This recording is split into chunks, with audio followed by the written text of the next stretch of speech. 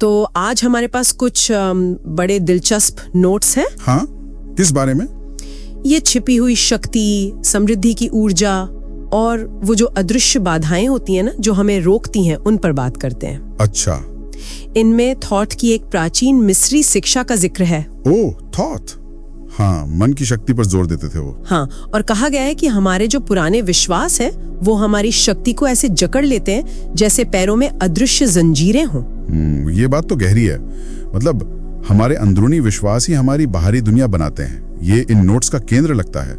और ये स्पंदन या वाइब्रेशंस शब्द बार बार आता है। हाँ, मतलब हमारी अंदरूनी ऊर्जा की स्थिति या वो एहसास जो हम लगातार महसूस करते हैं और बाहर भेजते हैं। बिल्कुल। तो आज कोशिश रहेगी कि हम इन विचारों को समझें कि कैसे ये विश्वास और स्पंदन हमारी असलियत को शेक देते हैं। हाँ, और क्या वाकई बदलाव सिर्फ अंदर से शुरू होता है? चलिए इसमें थोड़ा और गहरे उतरते हैं। जरूर। नोट्स में एक खास बात है, ऊर्जा वहीं बहती है जहां ध्यान जाता है।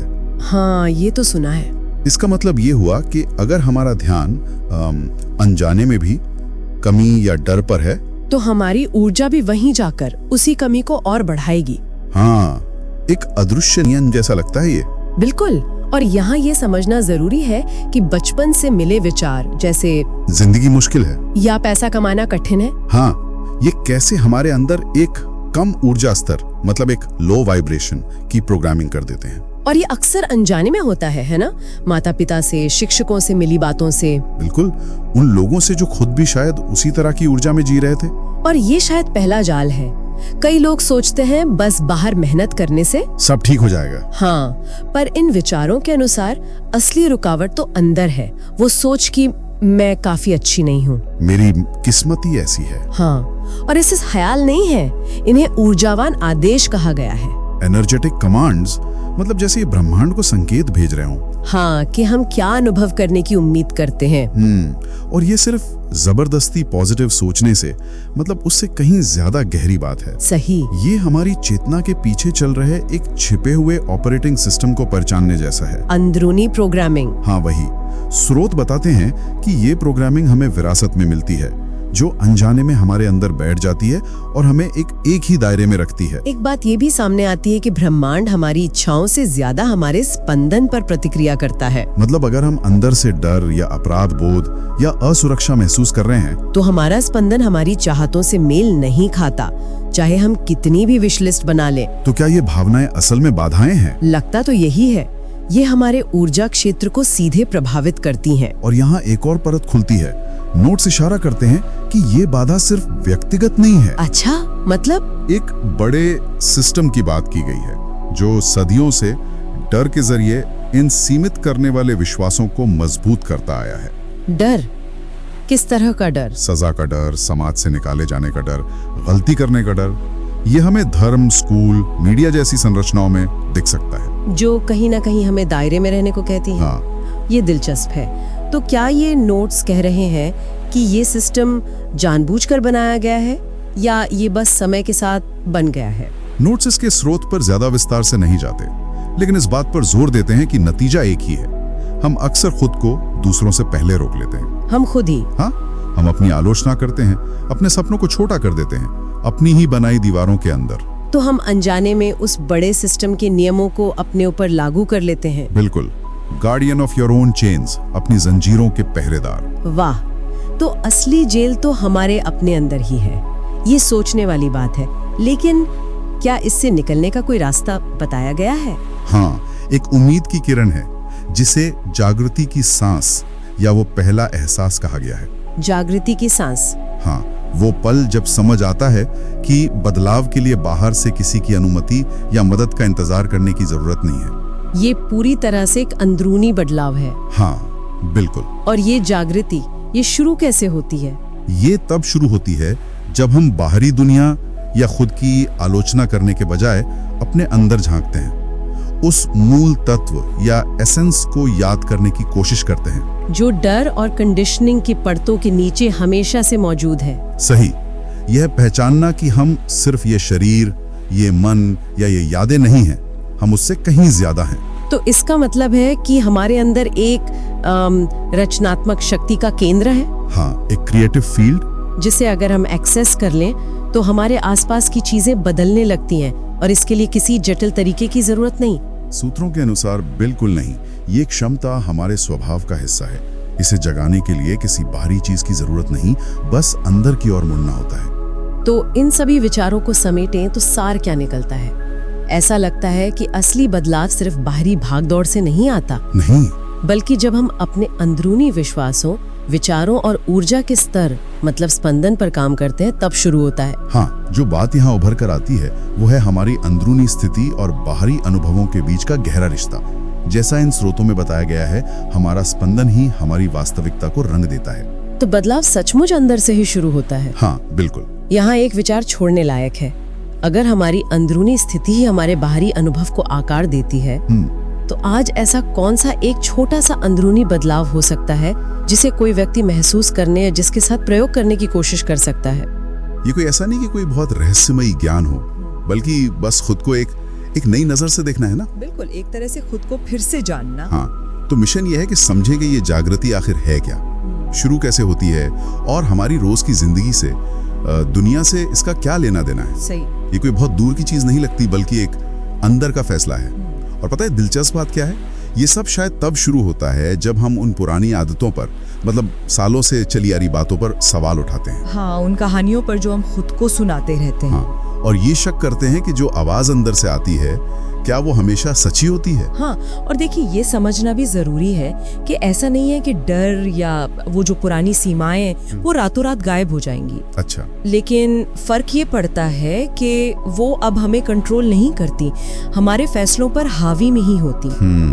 मतलब लगाम हमारे हाथ में आ जाती है। कुछ वैसा ही हम धीरे धीरे ये महसूस करने लगते हैं कि अंदर कुछ है जी। जिसे बाहर के उथल पुथल छू नहीं सकती। नोट्स में इसे अखंड दिव्य सार जैसा कुछ कहा गया है। दिव्य सार? हाँ, जो हमेशा से है, पूरा, शांत। तो जागरूकता का मतलब कुछ नया बनना नहीं है। तो फिर क्या है? बस ये मानना छोड़ देना है कि हमें कुछ और बनने की जरूरत है। जो हम हैं वो काफी है। जैसी वो अंदर की लड़ाई, वो खींचतान खत्म होती है ना, हाँ। एक शांति सी महसूस होने लगती है। इन विचारों में इसका जिक्र बार बार है। अच्छा, इन नोट्स में प्रकृति को, मतलब नेचर को सबसे बड़ा गुरु बताया गया है। जी। जैसे एक पेड़ है, वो आंधी, तूफान, गर्मी, सर्दी सब झेलता है। सही। फिर भी खड़ा रहता है और खुद को नया करता रहता है। नोट्स में ये बात अच्छी लगी। हाँ? पेड़ पत्तेझड़ में पत्ते खोने का मातम नहीं मनाता। हाँ, या बसंत पे शक नहीं करता कि आएगा या नहीं। बिल्कुल। वो बस अपने चक्र में जीता है। क्या ये हमारे लिए भी उतना ही सच है? बिल्कुल। और यही चक्र हमें सिखाता है कि बदलाव और जाने देना कितना जरूरी है। जाने देना मतलब जैसे पेड़ सूखी पत्तियां गिरा देता है ताकि नई कोंपलें आ सकें, है ना? हाँ। वैसे ही हमें भी वो पुराने विश्वास, पुरानी आदतें जो अब काम की नहीं रही, बोझ बन गई हैं, उन्हें छोड़ना पड़ता है। ये जो वल्नरेबिलिटी की बात करते हैं ना, मतलब अपनी कमजोरी को मानना। हाँ, वो मुश्किल लगता है, कई बार मुश्किल लगता है, पर नोट्स कहते हैं कि ये असल में खुद को नया करने की प्रोसेस का हिस्सा है। जैसे कोई पुरानी नौकरी छोड़ने का डर, उसे जब तक मानेंगे नहीं, नई राह कैसे मिलेगी? सही बात है। और प्रकृति एक और बात याद दिलाती है कि हम अलग नहीं हैं। हम सब उसी हवा में सांस लेते हैं, उसी धरती से जुड़े हैं। नोट्स में एक थोड़ी अजीब सी बात भी है कि हम सब एक ही आवृत्ति पर वाइब्रेट करते हैं, मतलब जुड़ाव महसूस करते हैं। हाँ, ये फ्रीक्वेंसी वाली बात थोड़ी गहरी है। मतलब जब हम अपनी एक पहचान से कि मैं ऐसा हूँ, मैं वैसी हूँ, उससे बहुत ज्यादा चिपक जाते हैं ना, हाँ, तो हम वो जो जीवन की ऊर्जा का बहाव है उसे रोक देते हैं। प्रकृति को देखें, वो अपने मौसमों पर कोई जजमेंट नहीं देती। सर्दी है तो है, गर्मी है तो है, वो बस होने देती है। बिल्कुल। और हमारा समाज क्या चाहता है? हमेशा खुश रहो, परफेक्ट रहो, कुछ ना कुछ करते रहो। हाँ, ये दबाव तो रहता है। लेकिन प्रकृति की लय याद दिलाती है, हर मौसम का, हर उतार चढ़ाव का अपना एक मतलब है। हर बदलाव में कुछ सीखने को है। हमारा होना इस दुनिया से कटा हुआ नहीं है। हम सब जुड़े हुए हैं, एक बड़े ताने बाने का हिस्सा है। नोट्स तो ये भी कहते हैं कि हमारा हर विचार, हर सांस एक लहर पैदा करती है। लहर? कैसी लहर? एक ऊर्जा की लहर जो बाहर तक जाती है, और यहीं से वो वाइब्रेशनल अवस्था का आइडिया आता है। हाँ, वाइब्रेशनल अवस्था, ये क्या चीज है? नोट्स कहते हैं समृद्धि, मतलब प्रॉस्पेरिटी। सिर्फ पैसा या चीजें नहीं है, नहीं, बल्कि ये जुड़ाव और बहाव की एक वाइब्रेशनल अवस्था है। सुनने में थोड़ा फिलोसॉफिकल लगता है। हाँ लगता है, पर इसके प्रैक्टिकल तरीके भी हैं। नोट्स में 2 बातें खास हैं। पहला, अपने विचारों पर ध्यान दो। कैसे?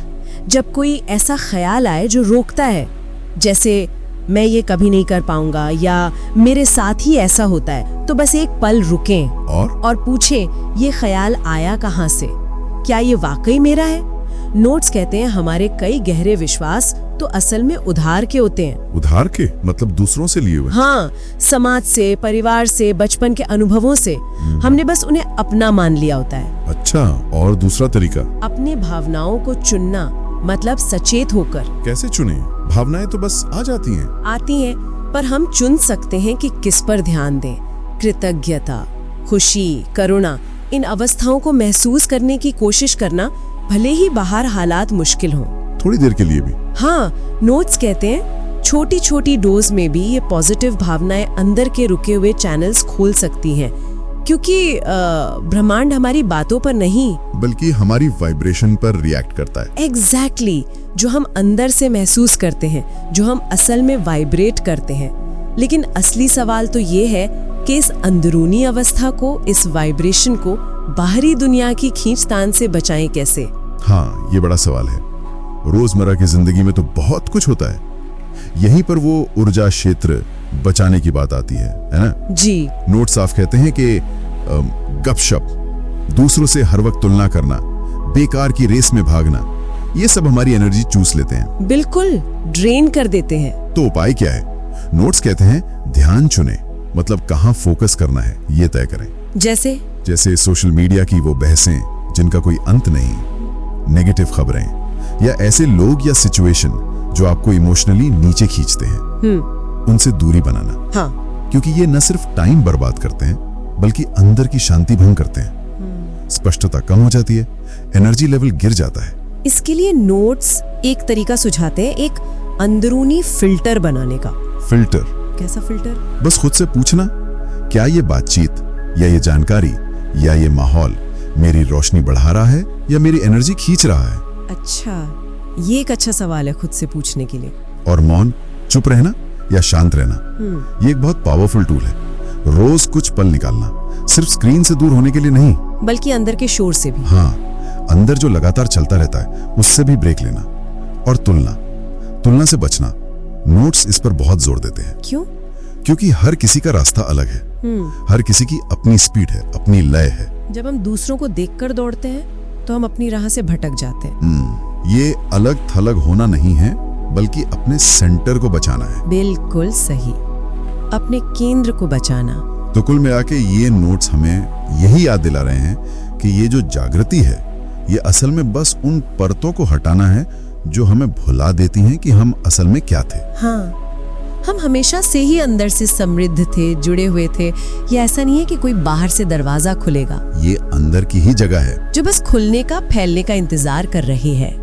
एक ऐसी जगह जहां हमारी अंदर की एनर्जी और जिंदगी का मकसद वो मिलते हैं। और इसी सोच के साथ शायद एक सवाल हम छोड़ सकते हैं सोचने के लिए। जरूर। अगर ये सब सच है तो वो कौन सी पुरानी कहानी है या कौन सा अनजाना सा डर है जो अभी भी हमें अपनी इस अंदरूनी ताकत को पूरी तरह जगाने और अपनी असली वाइब्रेशन को दुनिया में लाने से रोक रहा है?